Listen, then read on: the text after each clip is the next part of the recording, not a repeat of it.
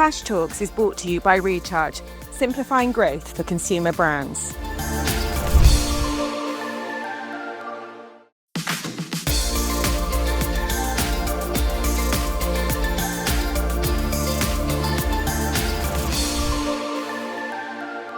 Welcome both of you. I'm so happy to have you here on Tash Talks today. Eva, let's start with you. Tell us, who was Eva's little girl and who are you today?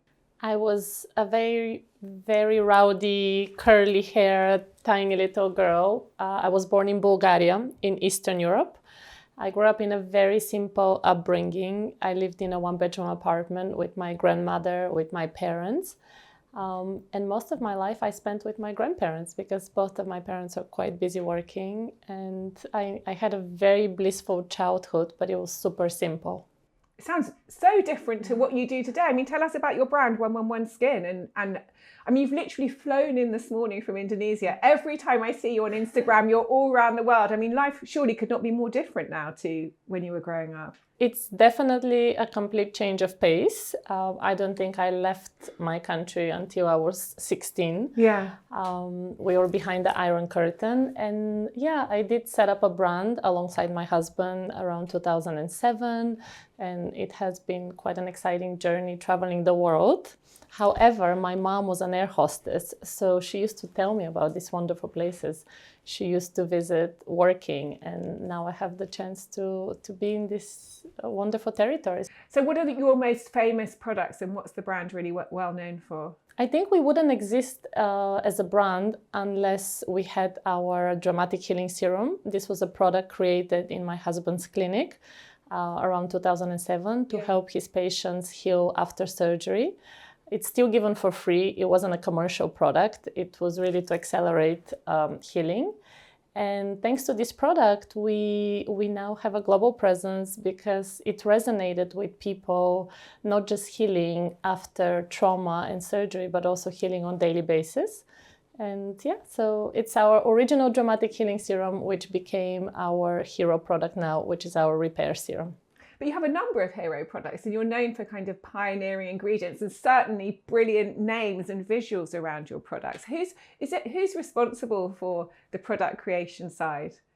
So I always say two founders are better than one. I like to take all the credit, but it wouldn't be fair. My husband is a plastic surgeon. Yeah. He's a triple board certified American, European, and UK plastic surgeon. So he's 100% the science. I was not good as a scientist in my studies. I studied marketing in San Francisco, and I am responsible more for the visual, for the look and feel, for the sensorial part of our brand. Yeah. And he's the science and all the advancement in technology. So let's talk about that in terms of two founders, a better one. And in particular with you guys, you're married as well. So you've got a personal relationship and a business relationship. I'm sure people ask you this all the time. What's it like being married to a cosmetic surgeon? On a positive side, I'm really happy because we would not have this brand. I do rely on his knowledge and expertise. There's a very high standard being married to a plastic surgeon, and I actually don't really love plastic surgery. Yeah. So there's a bit of people are always a little bit surprised when they see me. I'm close to 50 now, and I think I look quite natural.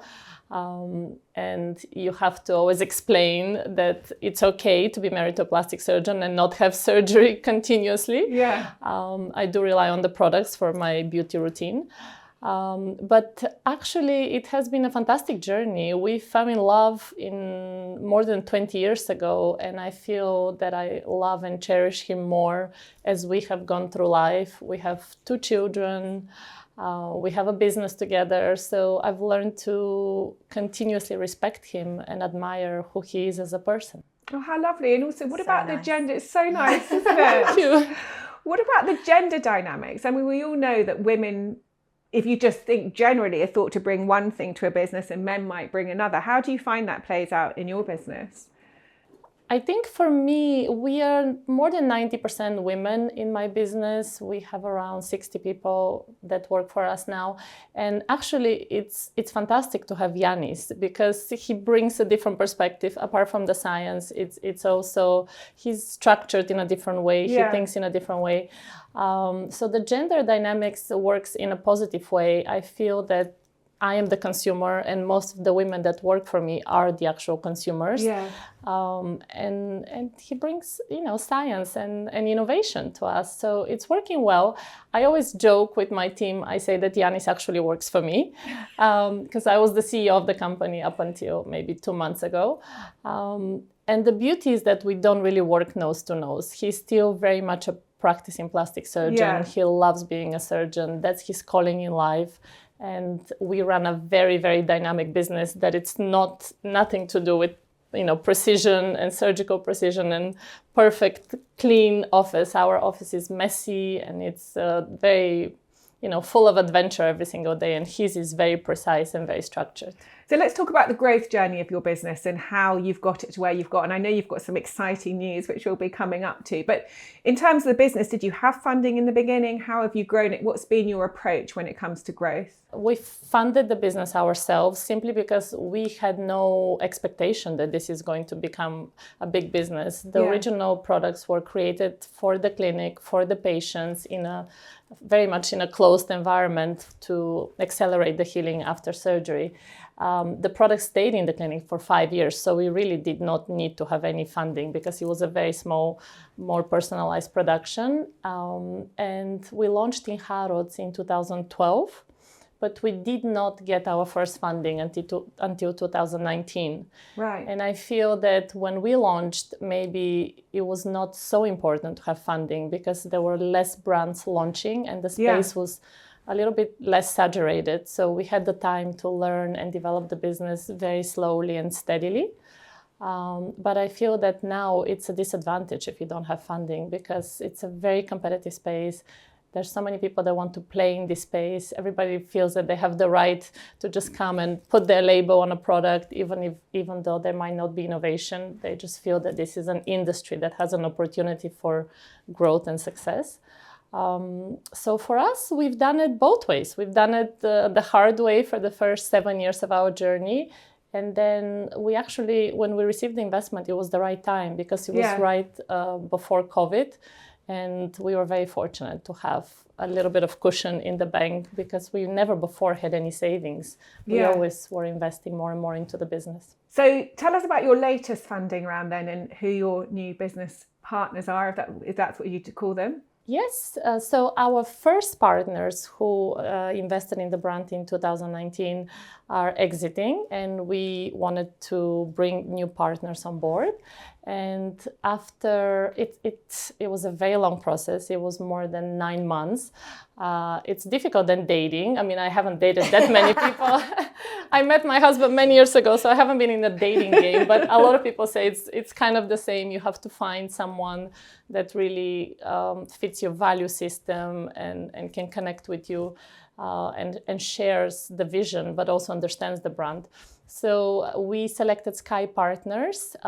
I personally did not want to have investment from just predominantly male companies. I feel that skincare, especially our customer, is really 80% female. So I wanted to make sure that there's a female point of view. And this is a company that started by 2 partners. One is Jay Simmons and Kim Kardashian. And I like the idea that Kim is also our consumer. She has been using the products we have spotted her over the years, getting ready with us, and her and the whole family. And I love the idea that there's a female person behind an investment fund, which is very rare. I think it is really rare. And I think from what I've understood from you is you actually will be getting direct input from Kim herself. It's not a big thing that she's just lent her name to. This is something she deeply cares about. Yeah, they are. The philosophy of the fund is that they want to invest in consumer brands that have a real point of difference and opportunity to scale. And for us, it was very important to find a fund that is also based in the US. This is one territory that we want to grow. And yeah, we do expect to get her feedback and for her to test and try all the products and give us a direction with the marketing and social media. So I'm really excited to chat with her. And I think you've got every reason to be excited. It's literally what every brand would want. And I know lots of brands talk about the Kardashian effect in terms of that impact. How did you get to her? Like, everyone watching this will be thinking, how do we get Sky Partners to invest in our brand? What was the process? Was it important that she was already using the products? So we didn't get to her. I think they got to us. I think when you fundraise, then obviously you have your profile and it's being shared with selected partners. We interviewed, and we were also being interviewed by closer to 10 different companies. And the process for me, I immediately eliminated maybe 5 of them. As I said, it was just people in a boardroom looking at numbers and, how scalable is the business. And as much as this is important, it's also important that someone understands your heritage, understands the founder story, understands what's important and the integrity of the business. So at the end, it was between 3 different companies, and we selected Sky Partners simply because Kim Kardashian, of course, was a factor, but also the experience of everyone else that works for the fund was very crucial for us, because we do want to make sure that we have a sounding board with all the decisions that we're making, and we wanted this to be a very close partnership. And what's the plan for 111 Skin as a result of this partnership? Where will this is going to America? Yeah, the plan is we feel that whoever discovers the brand falls in love with the brand and the products. We do feel that we have a very strong efficacy. We create our products slightly in a different way. We don't go to manufacturing facilities and ask for what is the latest and what can we do. We create the formulas in-house, and then we give to our facility in Switzerland to execute. So we know that we have very advanced products. We give before and after results, but we don't have huge brand awareness. And I think this is our main goal. Whoever discovers us usually comes to us and says, where have you been? Why I haven't known about 111 Skin? Yeah. So what we want is just more people to be aware of who we are, to want to try our products. And we're very confident that once they try, then they would love the products and continue to indulge and enjoy being with 111 Skin. Brand awareness and cut-through is something that every brand wants and wants more of. And it seems no matter where you get to, you can still go further. Lemon, welcome. Tell us about your brand, because you've created brand awareness with a on a completely different, very disruptive level. Your brand Lemonade Dolls is known for its fabulous underwear. Yeah. Tell us a bit about who you are and what you do. Background is not in business or fashion. So my background is entertainment industry. So popped out the womb in the jazz hands and splits, and kind of didn't think I wanted to do anything else with my life. Because you were a dancer, weren't you? Yeah, dancer, choreographer, and then moved to LA and got signed as an artist and published songwriter. But then after kind of 10 years of being in the entertainment industry, I set up an Instagram account as I was flying home back to the UK, needed a break. And I set up an Instagram account called Lemonade Dolls. And the Instagram account, purely existed to make women feel good. But actually, in hindsight, probably existed because I needed to feel good. I didn't realize that at the time. Yeah. But, spending that long kind of just all about your image and being around people telling you whether you're good enough or not every single day. I just needed another outlet, I think. And it just grew to something really authentic and really powerful, actually.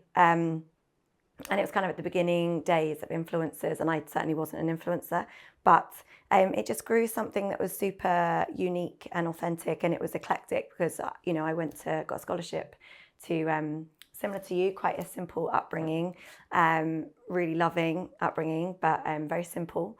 So needed to get to a little bit, maybe quite fast paced though. So needed to get to drama school, but I needed a scholarship to go. And, but that meant that by the time I was like 15, 16, my friends were international, my friends were everywhere, it was kind of, and I worked straight away in the entertainment industry, meaning that, I had an eclectic group of friends, which I didn't realize was actually the start of the community that I built for Lemonade Dolls. And we built a brand off representation, and the representation that we're so passionate about and kind of how it's driven the business actually probably started when I moved to London at such a young age and had, and that was my normal, is to be surrounded by people from different backgrounds. And how do you go from taking an Instagram feed that you're posting on for your own journey to launching a very disruptive and incredibly well-known and fast-growing brand? Yeah, I have actually no idea how to answer that, to be honest. And I ask myself that every day, how the hell am I here? And I'm not sure how it happened. No, I do know exactly. It was very intentional. Once I made the decision, it was not, there was no intention behind the Instagram account turning it into a brand. But the women in that community that we had built together, they wanted more, and so did I, and they wanted something that they could feel. I realized, consumers wanted an emotional purchase, and it was that change. People were starting to get more conscious around sustainability, and they were getting more, I wanted to back a business that they understood. And then I looked even further into the fact that actually representation is it's few and far between. And most brands, like what you actually mentioned, that most brands will go to the manufacturers and say, what have you got? What's next? Which then means that actually you're then there's most brands that we all love and we all wear, well, we're lucky enough to be able to shop from them. Lots of people can't shop from them because of size issues, and size restrictions and things like that. But, it's the same stuff being churned around. White and all label. The big white label, essentially white label. But you're talking, they all have designers though, so it's not like they're just taking, they have designers that tweak it, but they're going to the manufacturers. Well, we didn't do that. We went straight to, similar to you, straight to factory, and that's how we've been able to innovate like kind of first to market products, even though we're a tiny business, which is mental. What pulled you into underwear? What was it about underwear? Because it's something that really people feel very emotional about, don't they? And it can make them feel good or make them feel bad, even though nobody really ever knows what underwear anyone else is wearing. I think like it really started when I realised that there was a lack of confidence in my female friends and the community, and what better way to make women feel confident than get them in their undies. And then I also saw that the massive gap and opportunity that there was in the lack of representation in size and cup sizes. And most businesses that we all shop at, we're all lucky to be sitting here, three of us that can pretty much shop anywhere, but there is a huge amount of people that can't. And that was an opportunity. It made me angry, which usually when I get angry things happen, and it was a massive business opportunity too. And so it was just clear. And at the time, Victoria's Secret, love Victoria's Secret, they've paved the way, on what was possible. But at the time, they were everything that we stood against in the community that we're building, and promoting that kind of like, female confidence. You can do it, you can do anything you want in your life, and that was dominating the market. And then there was the amazing M&S, again, we also love, but there was no one else. There was no mass market brand done better with more ethical practices and size representation and human representation, I guess, and innovation. So it was actually a really kind of easy gap for us to try and disrupt. And you took all this on as a solo founder, which is something we talk. You think that's a mistake? 100% mistake. Why is that a mistake? Two founders. I know, she nodded when I said two founders. Yeah, literally, I was like, because we just spoke about it before. Yeah. I mean, I wouldn't do that again. I don't know what I'm doing. I didn't know what I was doing when I started. And so if I was to do it again, if I was to build a second business, there isn't a shadow of there would be a co-founder, 100%. I started at the beginning. I've learned everything along the way. I've had to learn. What do you think a co-founder would bring that you don't have? Structure. Yeah. I think, or is it just the feeling of not being alone? No, it's not even that. It's not that. I think I can handle that. I think I've been, I've kind of, from when I was little, I've always been different, I guess, and wanted something that, my parents were like, who is this child? I'm pretty independent, and I'm happy to be independent. I think that to be a solo founder, you have to be, that 360 person. And I've had to learn that. And I don't have the skills and the attributes, to cover the business 100%.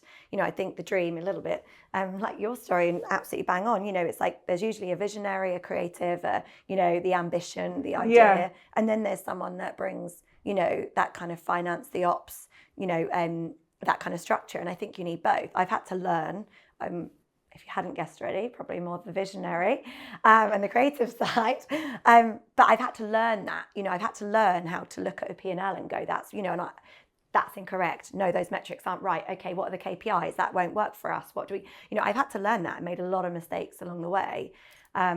Can I just tell you though, you don't need a co-founder to have structure. Because you can hire very strong people and you can give them... I have that now. I have that now, but I do think, and I agree, like I do have that now. I've just hired a CFO, which is fantastic. And, not 3 months ago, should have done it a year ago. But there's something about someone, I go to sleep thinking about lemonade dolls. I wake up thinking about lemonade dolls. I'm in the shower thinking about lemonade dolls. I am at dinner thinking about lemonade dolls, which I'm working on. I really need to separate. I understand that this is my own work that I need to do right now. But, I am all consumed. This is my life. And actually, you can't expect that from anyone that you're hiring. Yeah, I think that's true. I think that's true. And it's actually having that somebody that one can add the value of the other skill set, but also give you a break, help, and actually knowing that you could have a day off at that point, when someone's got it and they're the ones going to showering, thinking about it, going to sleep, you could be like, I'm gonna sleep well tonight, because there's someone there. Yeah. Whereas actually there isn't anyone. Anyway, I 100% agree with you. I think when you have setbacks, and we do have silent battles continuously on daily basis, I'm sure you can testify to this. When you have someone that is very vested in the business as a co-founder, then they just take away some of the pain and you share the experiences and you can talk honestly and truthfully and that it's going to be someone that really cares about the business. But I think when it comes to structure, like a good CFO, I recently relinquished my CEO position to someone that is better than me as a CEO, and she has brought a lot of structure. So you can achieve a lot without having a co-founder, and I think which we are doing. And it might be because if you always think it's like the single person wants a boyfriend, the person with a husband wants to be single. So let's talk about your funding journey, because I also think building a consumer brand is a lot of pressure, and you've been through various funding rounds. How have you found it, and what have you learned? And you also said to me before we came on air that you didn't really know what you were doing in those funding rounds, the first one. No idea. So what tell us the story.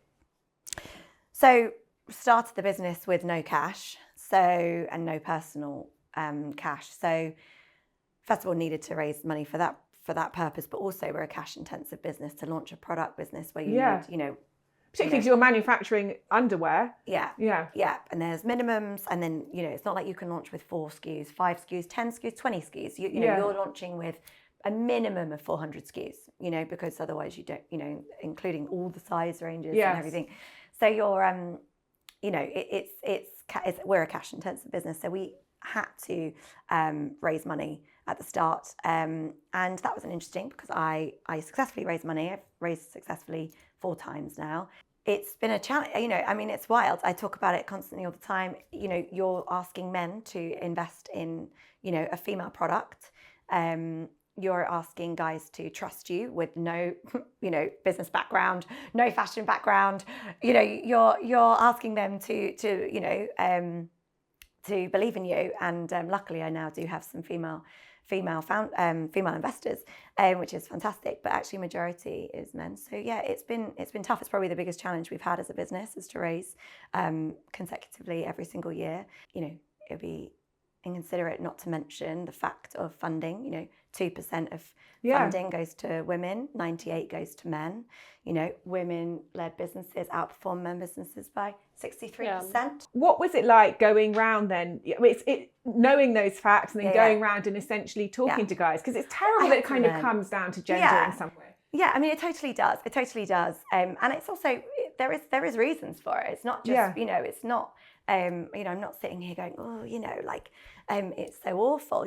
Unfortunately, people invest in what they understand. And we just actually, now I'm going off topic, but we need to raise women into the positions of power to make those decisions rather than, sit there being all grumpy going, we have to encourage women to be fighting for those seats and fighting to invest as well, angel investment, but anyway, I had to learn how to speak their language. So now I'm quite confident in those rooms. You know, I go in and I know the numbers better than anyone. I know every single element of my business down to a T. Like there isn't a question you could ask me that I probably wouldn't know, and I've had to learn that. Yeah. You know, I didn't know that at the beginning, and it's a shame I have to know that because my male counterparts probably wouldn't need to. Right. So you found you were under more scrutiny. 100%, of course, because, you know, especially someone like me, I'm a bit, you know, I'm a creative, you know, I wear pink and, you know, walk in with some trainers on and they're like, oh yeah, here we go. She wants a few million quid, you know. So, you know, I stamp it out, you know, I stamp out any, you know, whether they underestimate me or whatever. And that just kind of has to. And in terms of speaking the language then that you had to learn, what's your advice to other women? Because this is a much talked about topic, you know, women who are trying to raise money, the blocks they encounter, why are they encountering those blocks? What is it? You know, is it something that is real or something that they're just experiencing? Like, what is it? So what's your advice to other women? My advice is 100%, like, know your business in and out. Know your business in and out. And I mean numbers. Like, know the metrics, know your KPI, your business KPIs, understand, you know, acronyms. Also, I'm sorry, but like, listen, I walk into a room and I'm literally like, within like 4 sentences, I've spoken about LTV, I've spoken about ROAS, I've spoken about, you know, my P&L, I've spoken about, you know, I mean, everything, kind of like, you know, LTV over 2 years, but the LTV here and the average order value is this, and within literally 4 sentences. So they all start to sit back and they start to relax. Because I mean, I think that's a really valid point, and I can totally imagine how that would be the case, because I think profit margin, gross margin, product margins just decrease to this, you know. So you feel you have to blurt all this out? Yeah, and I do it in like a clever way, you know. And then another piece of advice that I learned from a very, very successful male founder, because he was in the room with me at once and he was like, I can't believe that just happened. I have never experienced anything like that before. He said, ask them the question back. Really rubbish question. Yeah. They'll ask you, you know, something like, yeah, but I don't think that's correct. Or, you know, oh yeah, but, you know. And then he just said, ask them. And so I often say, oh really, that's interesting. How would you do it? Crickets. Crickets. There's usually crickets in the room, you know. I think it's so important that you ask questions, because you don't want to belittle yourself just to be there selling yourself. Yes, they need to sell themselves to you as well. Yeah. And you need to value your business. And I think having this dialogue and discussion is super important. Yeah. I always ask more questions than they ask me, because to me, these are partners that not every business goes like this. It always is cyclical. Oh, absolutely, yeah. And they have to be with you if things are not going right. They have to be with you when things are brilliant. Everybody's there clapping and cheering you along the way. But when you have problems, would they be there for you, and do they understand your journey? So I think in the fundraising cycle, things have changed, because first of all, having authentic founder, it's a huge plus. Yeah. So if you have a real story, I think my advice would be what you did. You're telling your story. You know your numbers, but it's you. And if you paint the picture of how you created and what your vision is, people have to respect that. Yeah. And it's actually, you know, they have to help you get to the ROIs and all of these, you know, metrics together if they believe in you as a person and in your innovation. So I think it's quite difficult to me, when I see 4 men or 5 men sitting in a room, I know that they're not going to be my partners, simply because I believe that it has to be a path that you travel together, and it has to be very strong appreciation for the time and effort you have put as a founder, and it cannot just be metrics. I mean, one of the things is about the number of women who actually make investments. And I once read that women don't make investments. So generally women, if they're going to do any form of investing, it will be in property. So they'll, you know, do house renovations or a buy to let. And I feel that's slightly changing. It may be just the world I'm in right now in this e-commerce and brand world, but both of you have women as investors. You have Joanna Jensen, and you mentioned another female investor, and you've obviously Oh, you've got Maxine. Yes, Maxine Naseby. I know Maxine. And you've now got Kim Kardashian coming on as a partner. What difference does it make when you're talking to a woman about your business plans as opposed to a man? And how have you found it actually having female investors? First of all, I think for me, actually, the added value is the fact that those 2 women have built businesses before, you know, or have a current business like Maxine. So they both have done the journey, and, you know, Joanna's exited, and, you know, that's what I ultimately would like to do at some point. So it's actually that experience most, that I really, really value, is them having a shared experience and understand what I'm going through and understand the pains and the pluses and the, you know, the whole 360 of running a business. I think it's, for me, it's more around the fact that most men that are investing have never run a business before, you know, and don't know what it takes to run a business.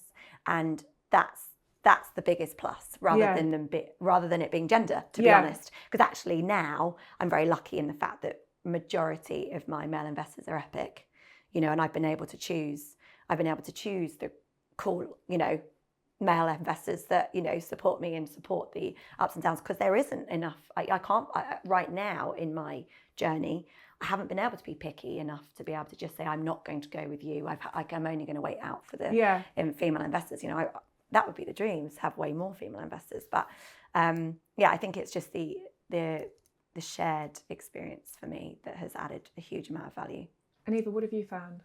I agree. We also looked at track record of people. Have they funded businesses? How have they supported in these businesses, or have they started their own business? And, you know, in the case of our new partners now, they have worked with phenomenal businesses, Supreme, Reformation, and then you have Kim on the other side, who obviously has Skims and, you know, has created multiple brands. So this vision and this experience is instrumental to me, especially for the US market, because I feel like we understand our local market here. We are very strong, but the US consumer is, you need to get into their mentality, and it's very important that you have someone that has experience in creating lasting legacies. Yes.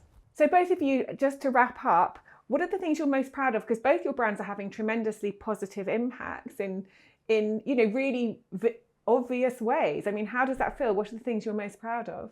I'm proud of the journey we have embarked on and how much we have achieved, but I have proud moments every single day.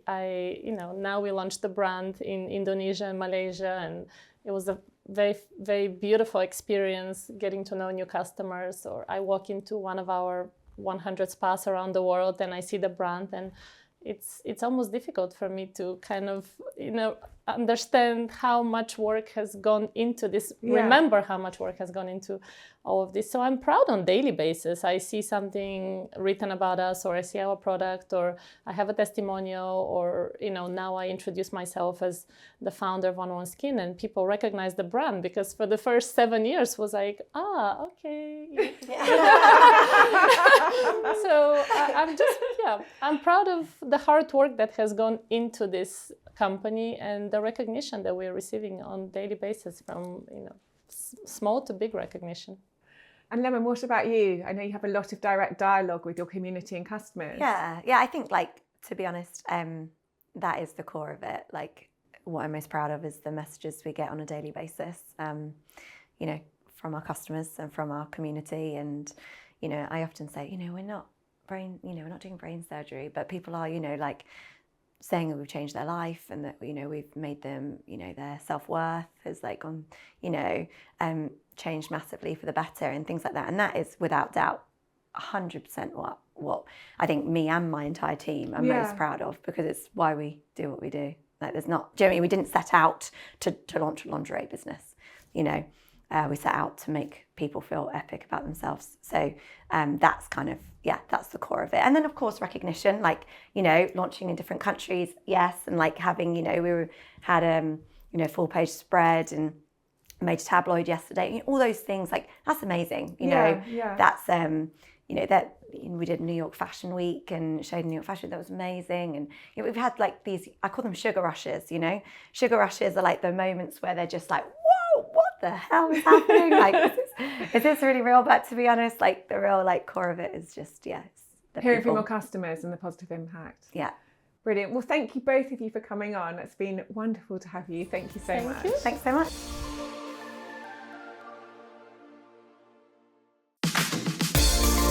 Tash Talks is brought to you by Recharge, simplifying growth for consumer brands.